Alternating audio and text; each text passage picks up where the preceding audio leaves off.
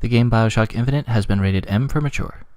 The game contains blood and gore, intense violence, language, mild sexual themes, and use of alcohol and tobacco. This review contains scenes of gun violence and massive spoilers.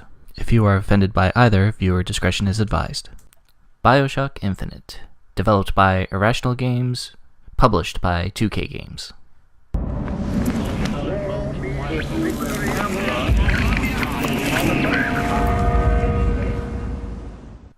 Meet Booker DeWitt, a down-on-his-luck fellow who has a checkered past and a mysterious mission. Bring us the curb and wipe away the debt!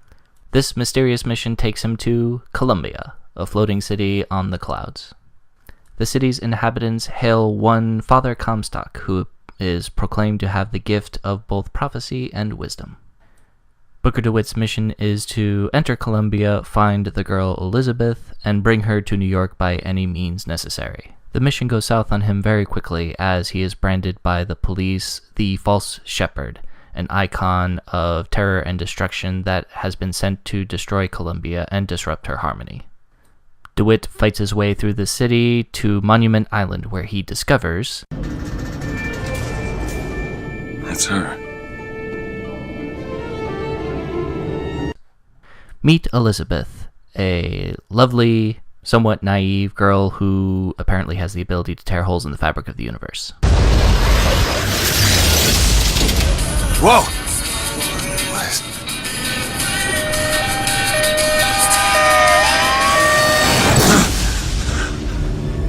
Further complicating the mission is the appearance of Songbird, a giant mechanized bird-type monster who is Elizabeth's protector. Ultimately, the narrative focuses on Booker DeWitt, his attempt to escape Columbia with Elizabeth, and the discovery of what Columbia is, who Father Comstock is, and revelations about time, space, and the universe. And that is the outline of the plot of Bioshock Infinite.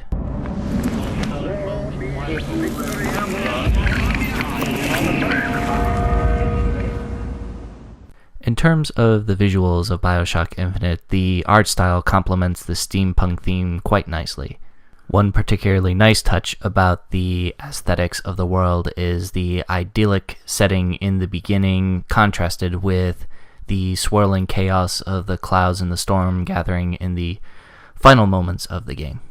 The visuals in general are consistent with the thematic elements in the narrative as it builds towards its final conclusion. The narrative is communicated primarily through Booker DeWitt's point of view. His interactions and conversations are all done from his perspective. The other main means of communicating backstory or other characters' point of view is through voxophones. Voxophones are kind of the 1912 alternate history version of audio recording devices. Some of these are found in plain sight and they illustrate major plot points. Others are hidden around corners or otherwise hidden from view. Some are more important than others, and the ones that aren't important to the overall theme help to flesh out this world a little bit more, with some background on some interesting characters, people who don't fit into the narrative but otherwise add some contextual information to the world of Columbia and the lives of its inhabitants. This approach to communicating the main narrative of the story has both its ups and downs. On the plus side, the focus of DeWitt's perspective provides a nice, immersive way of interacting with the story through the character of Booker DeWitt. The downside in terms of the immersion mechanics is that you can incidentally end up playing a voxophone during a key plot point, and so one of two things gets lost, either the voxophone recording or the narrative cutscene that you're trying to participate in. This is alleviated somewhat because you can always replay the voxophone that you currently have. The downside to this is that it can cause an immersion break as you have to replay a voxophone that you've already played. It's a minor detail, but it is important given that the voxophone presentation is the other major component of how the story is communicated. Interaction with the environment is straightforward. Important items are highlighted and relatively easy to discover, except for some hidden objects which are deliberately hidden. This approach in design takes the guesswork out of finding critical plot items for levers or pushing buttons, which allows you as the player to feel like you are in control of Booker DeWitt, but not having to guess what you have to do next to advance the plot. Although Booker DeWitt does seem to have a problem with just pushing an elevator button.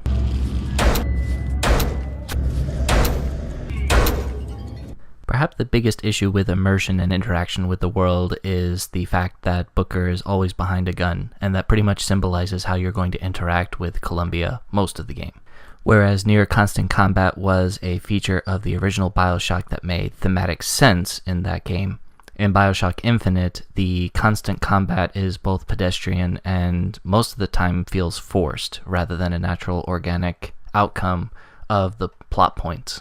This causes the pacing to wear down as you move from one fight to the next. This isn't to say that the combat is bad, there's just nothing necessarily extraordinary about it.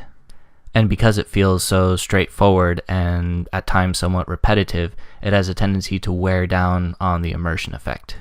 This is especially true in the introduction of vigors, which are kind of the special powers that you can get by drinking potions throughout the game. Whereas in the original Bioshock, where your powers were given via plasmids, that had a central thematic element to the original story, again in this game they feel forced and formulaic, rather than as a natural outgrowth of the plot points that the story is trying to convey.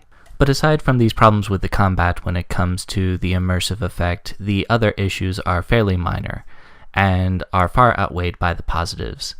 The gorgeous visual layouts, the consistent presentation of the story through Booker DeWitt's perspective, and the near seamless interaction with the environment provide a very high quality immersive effect to Bioshock Infinite.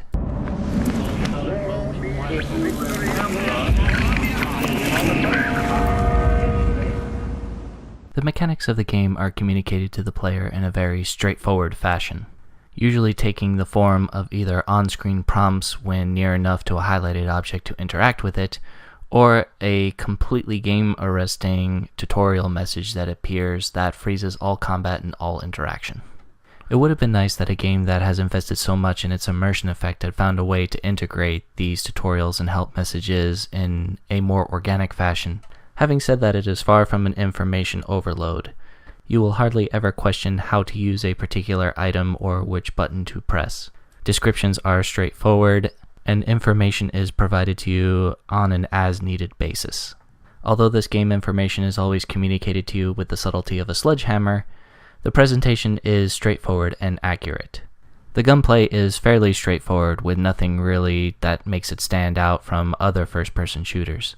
Having said that, the difficulty spike between normal and hard is fairly intensive, and so casual players are recommended to keep the setting on normal. More experienced players who want a challenge from the gameplay itself can crank it up to hard, but I personally feel that this interferes with the story that Bioshock Infinite is trying to tell. The harder difficulty feels less challenging and more frustration as you attempt to fight your way through a firefight that feels often forced in terms of the narrative.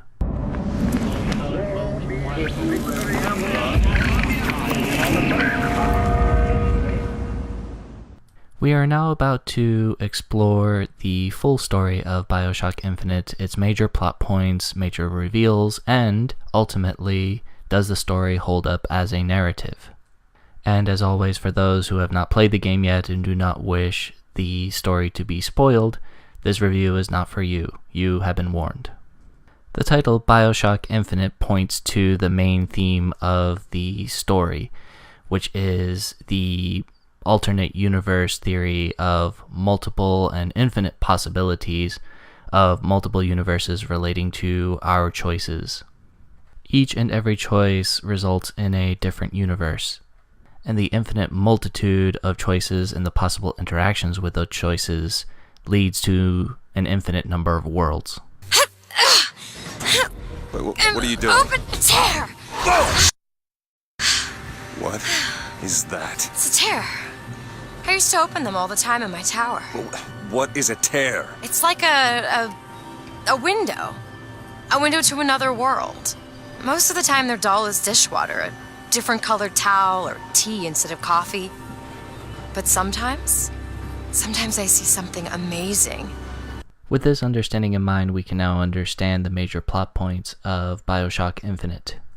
Booker DeWitt, the hero of the story, is also Father Comstock, the main antagonist, or rather an alternate version of him in a different universe.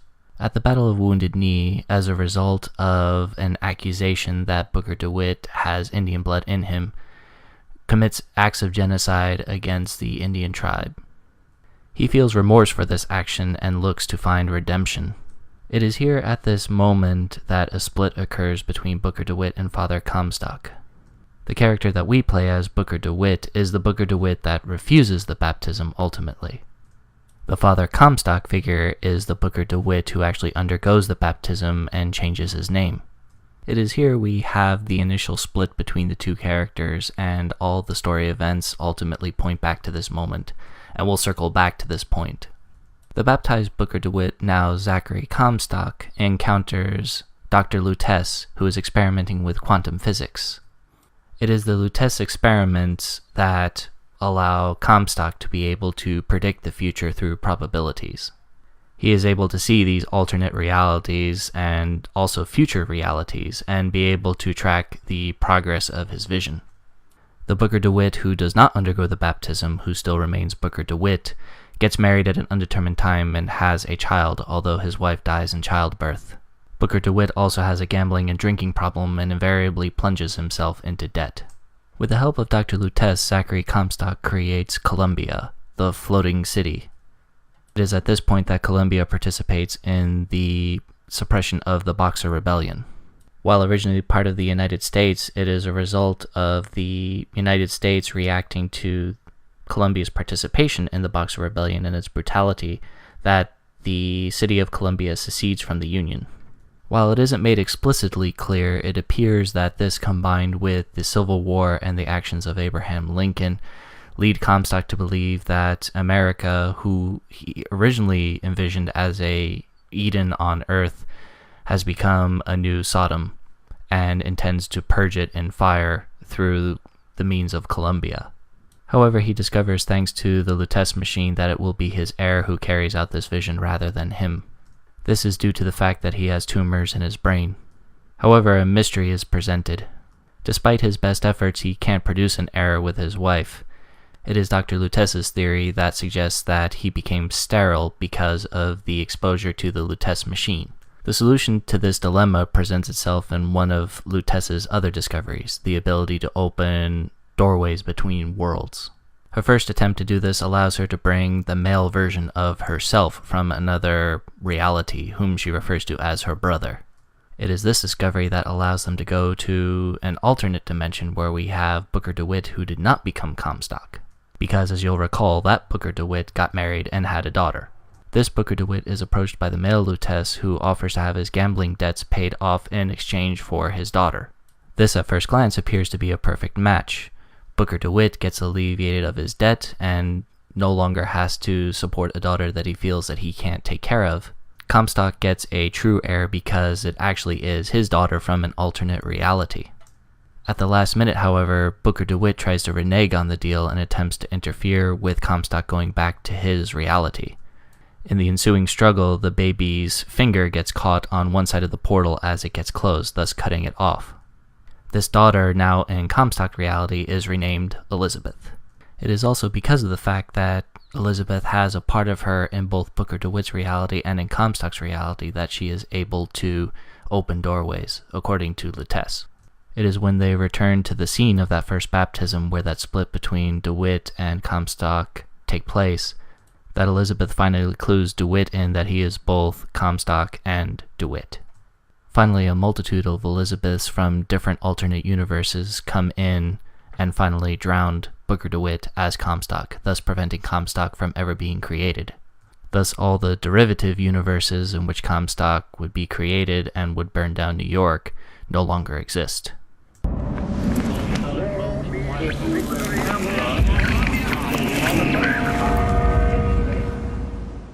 First things first, major props must be given to Bioshock Infinite and its writers for lovingly crafting arguably one of the best NPC characters to grace the video game screen to date. It is immediately obvious from the moment that we meet Elizabeth that she is a well thought out character, given much time and devotion to making her both likable, consistent, and an independent character in her own right. She does start out as a little naive, but that's to be expected given her origin. Having said that, she is by no means an idiot. I want to see Paris. I want to see everything. It's up to you now. There's no one... Wait, what is that? 40 north by 74 west. That's not Paris, that's New York. Come on. Everything's gonna be okay. Will you just turn around and talk to me and we can... Her story arc has also been given a great attention to detail, going from this innocent girl that you rescue from a tower to a woman who becomes more worldly and, in a certain sense, more corrupted by the events that go on around her. This is not only reflected in the story arc itself, but in subtler details such as her clothes getting dirty or torn a little bit as the journey goes on. And while she plays a subordinate role to Booker DeWitt for most of the game, she is definitely a help rather than a hindrance. From her scavenging of ammo, health, salts, which are used for your vigors, and cash, her skills at lockpicking and opening tears to help Booker while he's battling are invaluable in the story. And the most important thing from a gameplay perspective is that she does not slow you down. She can take care of herself, and this is not a giant escort mission. All in all, this makes Elizabeth an intriguing, exciting, and excellent companion in the world of Bioshock Infinite. But ultimately, that only seems to exacerbate the tragedy of the story itself, which we'll get to now. So now for the most important question: does the story of Bioshock Infinite work? And this question can be divided into two components. The first part is, does the story of Bioshock hold together as a cohesive whole? Having thought about this question for quite some time, I'm going to have to go with mostly. There do not appear to be many plot holes or other consistency issues that would normally derail a narrative like this. Even the main paradox that one could argue is created at the end of the story with Elizabeth drowning Booker DeWitt / Comstock is alleviated when one considers that the story is focused on quantum mechanics and how it interacts with this universe, and is consistent more with a static state of time rather than a linear progression, which we normally think about it. Regardless of how one feels about the legitimacy of how time is portrayed as far as how this story portrays it, one has to tip the hat to the notion that it is consistent within the rules that it establishes. The only downside to the way that the story holds together mechanically is that there are two key components that appear to me to be purely arbitrary. The first is that Elizabeth's ability to open tears in the fabric of the universe being caused by the fact that there is a piece of her in both the Booker DeWitt universe and the Comstock universe appears to me more of a contrivance than it is anything logical. This appears to be a just so principle that has no prior logical basis to it, and appears to be something that we must take at face value. The other is the notion that at the point of baptism where Booker DeWitt and Comstock split into different universes appears to be another just so principle that we have to take at face value. The problem is that these points are purely arbitrary and also introduced very late into the narrative. Because of this, I would argue it cheats the player of the opportunity to be able to decipher the story beforehand, as a lot of other stories of this nature would allow you to do. When we think of movies like The Sixth Sense or Inception, where it establishes rules not necessarily explicitly but through observation, these movies play fair with their audience and provide the opportunity for the viewer to be able to decipher the story on their own before the big reveal at the end. On the other hand, Bioshock Infinite, especially with regard to the baptism, the fact that the split occurs at that baptism with no real explanation of why there are only two possible outcomes for this event does not allow a player to be able to figure out the story, I would argue. Or to put it another way, if a player were to discover the story, it would be little more than a guess. Having said all this, it appears that the narrative is consistent from the rules that it establishes, and therefore, mechanically speaking, it's perfectly fine. The larger issue that I have with Bioshock Infinite's narrative is that as a story, I don't feel it holds well together. The first huge problem is that, not so much for Booker DeWitt, but Comstock as a character is not really well fleshed out. We're given little insight into his motivations for a lot of the actions that he undertakes, such as creating Columbia and the desire to essentially burn New York to the ground. We're given points of history as to when particular events occurred, but as far as why such events occurred, aside from the events at Wounded Knee, we're given very little in terms of Comstock's motivation for a lot of his actions. Comstock himself spends too much time being the crazy religious fanatic with a racist streak to provide us any real insight into his character. As a result, the overall narrative suffers, especially as the main mystery of the story is who is Comstock and his relation with Booker DeWitt, which we find at the end they are the same person. Because the narrative doesn't give us any information regarding Comstock or his motivations, we really can't see Comstock reflected as kind of an alternate version of Booker DeWitt. Which is really unfortunate, because if we had been given the opportunity to see more of Comstock, we could see how the choices and the reaction to choices can be reflected in these alternate personalities, and the perspective change that happens when two different people of like mind were to witness the same event or experience the same event. This is especially problematic for the events in the Hall of Heroes, where we see an exhibit of Wounded Knee. Wounded Knee, as you recall, was the event that led Booker DeWitt to seek baptism for repentance for the atrocities that he committed there. But as Comstock, he appears to no longer even show any remorse for the actions, and not only that, seems to glorify his participation in the events of Wounded Knee. This seems to undercut the very notion that Booker and Comstock are the same person. It would be one thing if Booker continues to feel remorse for his actions and Comstock just simply forgot about it, feeling forgiven by the waters of baptism. But the fact that he seems to glorify his participation in those events indicates a very different personality than the Booker DeWitt who went seeking baptism to try to seek redemption for the actions that he committed. Ultimately, this undercuts any attempt for the player to be able to discern the central mystery of Bioshock Infinite. But the biggest problem with Bioshock Infinite's multiverse layout is that it removes any narrative impetus for any of the characters to perform any of their actions. For example, why is it so important to try to stop Columbia from destroying New York if in the infinite number of universes out there, New York is perfectly fine, Columbia doesn't exist, New York is destroyed in other ways, such as one can easily imagine, such as a nuclear weapon of some kind going off? And most importantly, what is the narrative impetus for killing off Booker/Comstock in the final scene of the drowning at the baptism? Why is it so important that this infinite number of universes that is created from this one event not occur in the first place, to the point where it effectively is nullified by the actions of Elizabeth?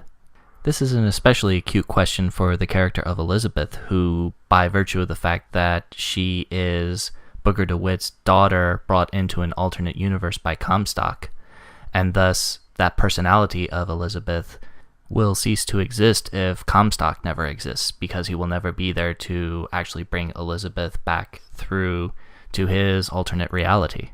If every single one of our choices exists in an infinite multitude of universes, then what is the point of removing any one choice from those branches?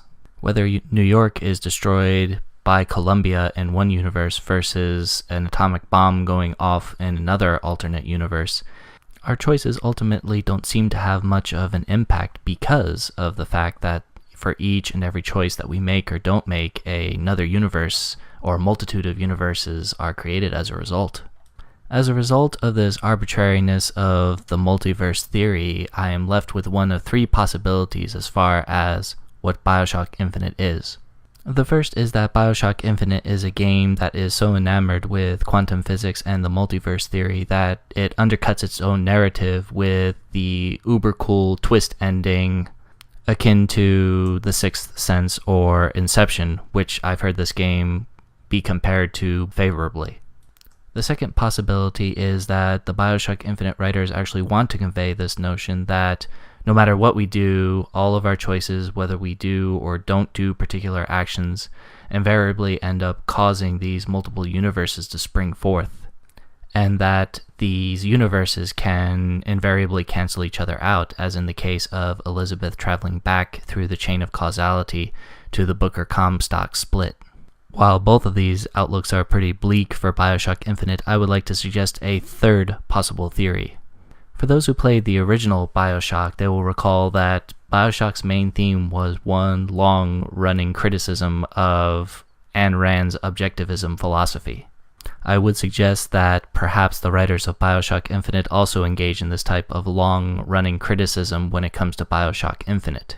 Regardless of how cool the idea of the multiverse and quantum physics is, if it happens to be true, then everything we do and everything that we are is purely arbitrary, just one particular universe in a vast sea of infinite universes. And perhaps the writers of Bioshock Infinite are on the side of Einstein, who would say that God does not play dice with the universe. Perhaps that is the entire message of Bioshock Infinite, that if quantum mechanics is true, at least in the multiverse theory component, then we have a very bleak existence and a meaningless one. Regardless of the intent of the authors themselves, I have a feeling that those who, if they stop and think about the story of Bioshock Infinite, would come away hoping that the model of the universe that quantum mechanics proposes isn't true, or at least with regard to the notion of the whole multiverse theory. This has been the God and Games channel, and we will see you next time.